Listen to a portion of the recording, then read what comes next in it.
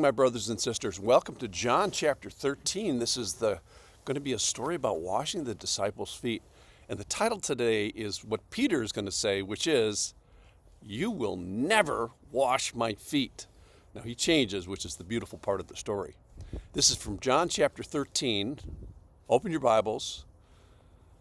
Now before the feast of the Passover, when Jesus knew that his hour had come to depart out of the world to the Father, having loved his own who were in the world, he loved them to the end. We're going to see an example of that right now. During supper, when the devil had already put it into the heart of Judas Iscariot, Simon's son, to betray him, Jesus, knowing that the Father had given all things into his hands, and that he had come from God, and that he was going back to God, rose from supper. And there's all these details now about the washing of the feet. He laid aside his outer garments, and taking a towel, he tied it around his waist. Then he poured water into a basin and began to wash the disciples' feet, and to wipe them with the towel that was wrapped around him. He came to Simon Peter, who said to him, "Lord, do you wash my feet?" Jesus answered him, "What I'm going to do to you now, you do not understand now, but afterwards you will understand." And here's the great line. Peter said to him, "You shall never wash my feet." But then the Lord corrects him here and says, Jesus answered him, "If I do not wash, you have no share with me." What a brutal thing. And then Peter changes. Simon Peter said to him, "Lord, not my feet only, but my hands, my head, all of me."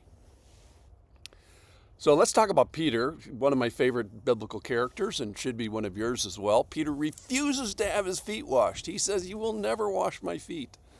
Now, I don't know if you've ever had your feet washed, but it's kind of personally disturbing, quite honestly. And Peter says, "I don't need this intervention." And what he's saying symbolically is, I don't need your intervention with regards to sin. Maybe even to the extent of saying, I don't have sin. So Peter gives this verbal resistance, and eventually is going to physically consent to this activity. And Jesus says something very harsh to him, or just it's real to him. If I don't wash you, so if dirty feet are a dirty soul, a sinful soul, if I don't wash you, if I don't intervene here, you have no share with me. This is the critical activity, if you will. This is symbolizes something that is essential in the spiritual walk. So Jesus has to, for you and me, personally and intimately serve you and get on his knees and fix this problem that we have. So on one hand, it's yay, I get Jesus. On the other hand, it's like, oh wait, I'm so critically in need of Jesus, is that he had to fix the sin, fix this breach with God, do something that only he could do by his grace and his mercy. So Peter, and you and I, are both in need of this associative Christianity, where we jump onto the coattails of Jesus with regards to the sin, because how else are we going to deal with our sin? So the Lord is telling Peter, you do have a sin uncleanliness problem unless I intervene. And absent this Jesus intervention, you're in big trouble. Now, all along, I just think this is kind of ironic, is Judas is sitting there who is betraying Jesus in his head silently so far.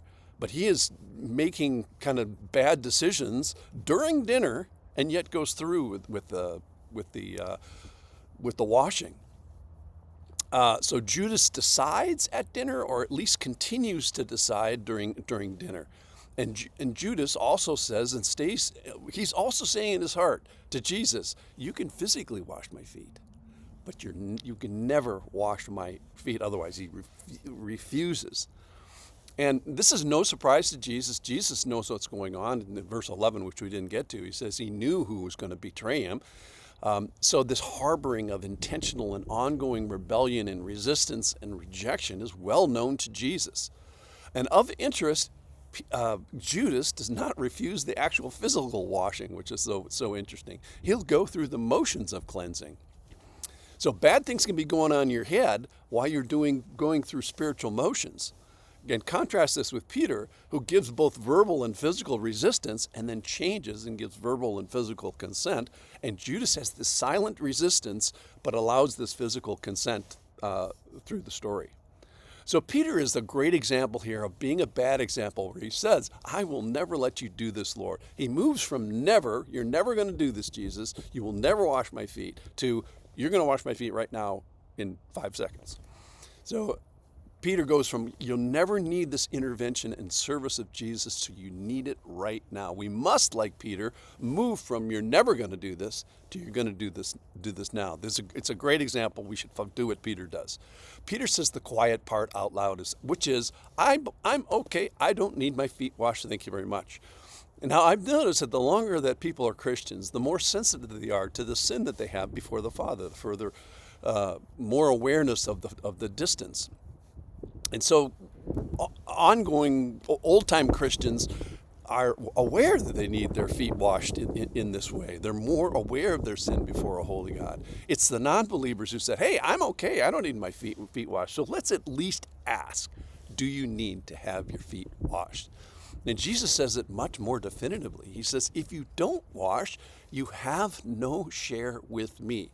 So if you want intimacy with God, contact with Him, interaction with the divine, foot washing is going to be a part of it. So what does that mean? Well, it means that you recognize that your feet are dirty. And dirty feet in the story here symbolizes the dirty soul. So let's have an agreement with Jesus that He's the only one that can address this dirtiness. And our contract, if you will, with Him, our agreement with Him, is to allow Him to do what only He can do. And like Peter, maybe we're going to start at never, that we need never do this. You never can serve me in this way, Lord. And then we're going to move towards, yes, Lord, I definitely need this. So he receives the Lord's rebuke. He receives the Lord's instruction. And it goes from a never do to a must do. Foot washing is a must do.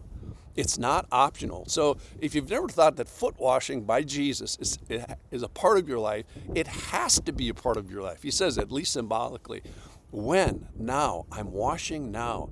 If I do not wash you, you have no share with me. So yes, Lord, I allow. When? Now. What are you doing right now? What is my relationship with sin? Can I take care of my sin? No. Can I wash myself? No. Can I clean my own feet? No. I have to be a part of this. So let's be like Peter, from going from I never need this to I need it now. Thanks for listening.